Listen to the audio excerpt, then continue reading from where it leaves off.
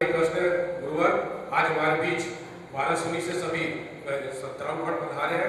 उनमें से एक श्री दीपक कुमार जी जैन। उनका प्रश्न है, साथी से पुण्य क्या होता है? क्या? अच्छा, पुण्य क्या होता है?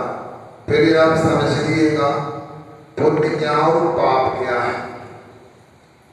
अच्छे काम करने का नाम पुण्य और बुरे काम करने का नाम पाप है। जो प्रसिद्ध है शुभ पुण्य शुभ पाप, शुभ योग से पुण्य कर्म का और अशुभ योग से पाप कर्म का आत्मा बंद हुआ करता है, जिससे सांसारिक विशेष सामग्री प्राप्त होती है वह पुण्य है, और जिससे सांसारिक सामग्री जो प्रतिकूलता के रूप में प्राप्त होती है, प्रतिकूल सामग्री प्राप्त होती है, पाप है।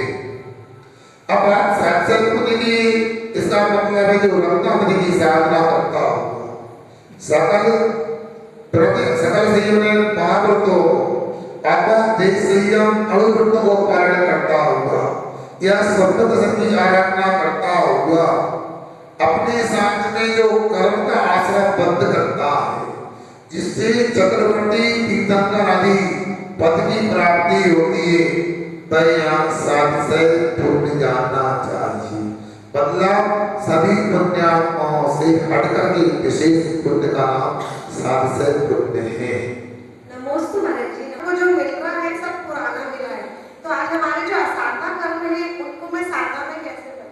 देखो, किंतु आप लोगों ने यदि आचार्य महाराज जी का लिखा हुआ दोहा दोही ये शास्त्र पढ़ा और सबको पढ़ा है, उसमें मुनि स्वरूपनाथ भगवान की विनती करते समय लिखा है, लोक की सुख पाने कभी श्रवण मनो मत भरा, मिले दान जब कृषि करे घास आप मिल जा।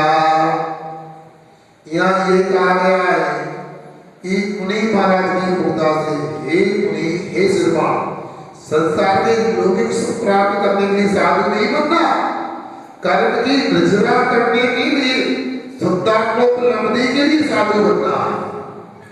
अब निषेध का कि जब किसान है अनाज प्राप्त करने के लिए खेती करता है, मगर उसे घास भूसा यूं ही अनायास ही मिल जाता है, उसी प्रकार जब पितरा धर्म की आराधना करते, पितरा की देव के शास्त्रों की आराधना करते, उनके कहे अनुसार देव पूजन आदि छह अवसर करते हैं, तो अपने आप पाप का नाश होता है, पाप कर्म का क्षय निजरा होती है, और पुण्य कर्म का भय विकास होता है, पुण्य बढ़ता। इसलिए आप लोगों को ऐसा लगता है कि हमें प्रतिकूलता है, तो समझ जाना चाहिए पहले हमने विशेष आराधना नहीं की, उन्होंने हमने देव पूजन आदि आवश्यक नहीं किए, इसलिए प्रतिकूलता है। उस प्रतिकूलता से ये शिक्षा लो कि अब कभी ऐसा नहीं करेंगे, जब तक संसार में रहेंगे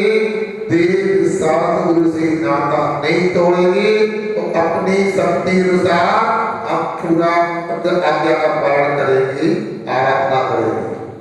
श्रीमान आनंद मॉडल गुरुवर त्रिवार श्रावक के लिए दान पूजन करने को कहा है, और मुनि महाराज को ध्यान अध्ययन करने को कहा है। ध्यान अध्ययन में तो धन की आवश्यकता होती नहीं है, मगर दान पूजन में तो धन की आवश्यकता है। इसलिए जिस श्रावक के पास दो कौड़ी नहीं वो कौड़ी का नहीं, और जिस मुनि के पास कौड़ी है वो दो कौड़ी का नहीं। ये तो बात आपने सुनी ही होगी। अब ये धन कैसे आए? तो अर्थ पुरुषार्थ के माध्यम से धन आता है, मगर अर्थ पुरुषार्थ के लिए वो धर्म पुरुषार्थ भी होना चाहिए। देव पूजन आदि छह आवश्यक को करते हुए हमें सात्विक व्यापार करके, सात्विक कार्य करके धन का उपार्जन करना चाहिए। धन प्राप्ति का उद्देश्य इतना ही होना चाहिए कि बस हमारे परिवार का निर्वाह हो जाए, साधु का भी आहार आदि हमारे घर में हो जाए, इतना चाहिए, कुछ नहीं चाहिए। इसलिए जब इतना ही चाहिए तो हमारे लिए उसमें याद रखना चाहिए कि हिंसा ना हो, झूठ ना बोलना पड़े, चोरी आदि ना करना पड़े। तो ये तो महाराज होता ही व्यापार आदि में। तो ऐसे व्यापार का चुनाव करो जिसमें अधिक से अधिक अहिंसा का, सत्य का पालन हो सके। यदि पूरी तरह से मान लो हिंसा नहीं रुक सकती तो जितनी अधिक से अधिक हिंसा होगी ऐसा व्यापार करना चाहिए।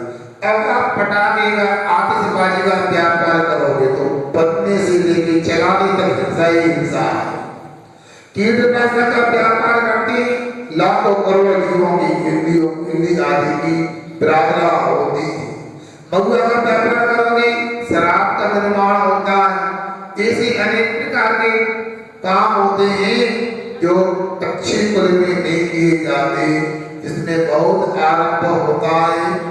ऐसे कामों को नहीं करना चाहिए। जिसमें अल्प आरंभ हो ऐसे काम करने को मना नहीं, पर उसको भी ध्यान रखना चाहिए। ये भी मुझे जल्दी से त्याग करना छोड़ना है। हाँ। बैर भाव हो जाए, यदि अपना किसी से बैर भाव हो जाए और कोई रोज अपने को परेशान करे तो क्या हमें उसके माफी मांग लेनी चाहिए? और यदि हम माफी नहीं मांगते तो ये बैर भाव क्या कई भावों तक के रहता है क्या? देखो समस्या तो आप कपट के भक्तों की पारसु नाम के जल्दी बोलो है। यदि पारसनाथ के भक्त हो तो पारसनाथ की तरह आचरण करना चाहिए, तो कपट की हो तो कपट की तरह करना चाहिए। याद रखना, कपट की तरह आचरण करोगे तो अनेक बार गोदी में उत्पन्न होना पड़ेगा। यदि पारसनाथ की तरह आचरण करोगे तो एक दिन आपका भी सब में सर्वे कुछ ढंग से मोक्ष हो जाएगा। अब आपको इस वजह समस्या तक आगे अपने को कोशिश करना चाहिए। ऐसे लोगों से व्यवहार करें जो सत्य में, सात्विक हैं। इसके बावजूद भी अपने को सावधानी रखना चाहिए। हमारे द्वारा मन से, वचन से, काय से किसी का अनर्थ ना हो जाए, बुरा ना हो जाए, प्रयास करना चाहिए। और फिर भी मान लो अच्छा भाव से, प्रमा से हो गया तो हमें क्षमा मांगने को तैयार रहना चाहिए। देखो आनंद भाई, याद रखना, क्षमा मांगने में और क्षमा करने में सामने वाले का लाभ नहीं, हमारा ही लाभ है। और कर्ज तो ऐसा है जितनी जल्दी चुका दो उसमें समझदारी, अन्यथा चक्रवर्ती ब्याज की तरह दुगना चौगना हो जाएगा मूलधन से। इसलिए अपने को कोई कुछ भी करे, हमें क्षमा का भाव रखना चाहिए, क्षमा करना चाहिए। हाँ मैं मानता हूँ ग्रस्त में रहते हो तो देखो न्याय प्राप्त करने के लिए न्याय नहीं भी होता है और आपका विरोधी सगा त्याग भी नहीं, मगर फिर भी आप राम भगवान की तरह आप न्याय प्राप्त करो। सीता जी का हरण कर लिया रावण ने, राम ने रावण के प्रति किंचित मात्र भी द्वेष भाव दिया था। अंत तक यही कहा, हे दशरथ, हे रावण, हे लंके, मुझे ना तुम्हारी सोने की लंका चाहिए, ना मंदोदर चाहिए, मुझे तो मेरी सीता लौटा दो। इसलिए न्याय प्राप्त करने के लिए द्वेष नहीं रखते हुए विधि पर करने को प्रयास करना चाहिए, निश्चित नहीं, फिर भी क्षमा का भाव जरूर रखना चाहिए। ये आप लोगों को ध्यान रखना है, अन्यथा पता नहीं कौन सी आयु कर्म का बंद हो जाए, कहाँ आपको छुटकारा करना पड़ेगा। इसलिए यहाँ का राग द्वेष नहीं समाप्त करके जाना। महाराज जी, कोई व्यक्ति यदि बिस्तर पे लग रहा है, उसका आहार नियम सब बिस्तर पे ही होता है, तो क्या उस व्यक्ति के पास उस व्यक्ति के पास बैठकर हाथ में जयमाली रख के हमें पाठ करना चाहिए कि नहीं? और ऐसा व्यक्ति यदि समाधि मरण की योग्यता रखता है और यदि उसकी मतलब ऐसा व्यक्ति जिसकी मेमोरी भी यानी याददाश्त भी आती जाती बनी रहती है, तो क्या वह समाधि मरण की योग्यता रखता है?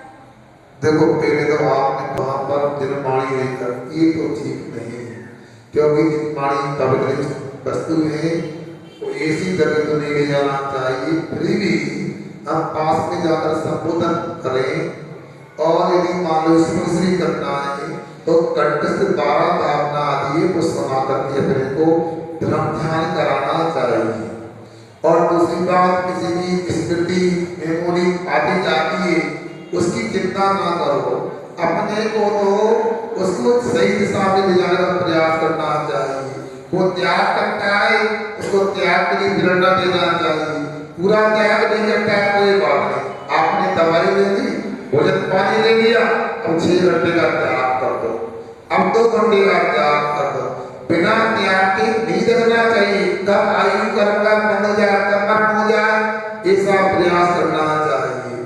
और दूसरा, अब वृत्ति है तो स्थिति अलग होती है।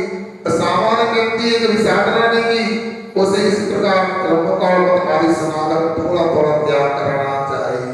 और वृत्ति है, उसकी भावना अच्छी है, सामान्य व्यक्ति भी है, वो समाधिकरण करने की भावना स्वयं व्यक्त करता है, तो अपने से अनुभवी त्यागी वृत्ति है, आदिका संगे मुनि संगे महल में जा करके उनका जीवन का मन संभालना चाहिए।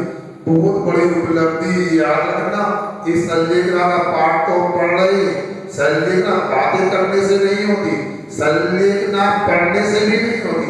संलेखना तो तब होती है, संलेखना करने वालों के पास जाकर उनकी सेवा करो, उनके अनुभव लो, उनसे सीखो, काम